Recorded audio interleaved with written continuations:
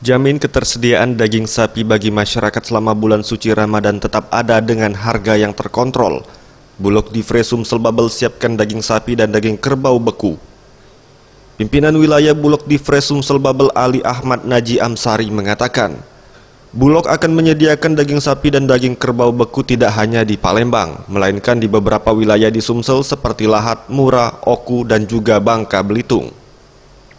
Untuk harga per kilogram daging kerbau dibanderol Rp73.000 per kilogram dan daging sapi Rp87.000 per kilogram, atau jauh lebih murah ketimbang daging yang dijajakan di pasaran yang mencapai Rp130.000 per kilogram. Daging dari Bulog juga sudah disertifikat halal oleh MUI, sementara untuk stok daging akan disesuaikan dengan permintaan masyarakat. Ini bukan hanya di Palembang, kita sediakan di Lahat, Murah, dan Oku, kemudian Bangka Belitung. Harganya berapa, Pak? Harga kerbau Rp73.000 per kilo, sapi Rp87.000 per kilo. Sedangkan di pasar tuh harganya sampai Rp130. Yeah. Nah itu yang bedanya agak jauh. Cuma dagingnya daging beku ya. Tim Liputan Sriwijaya TV.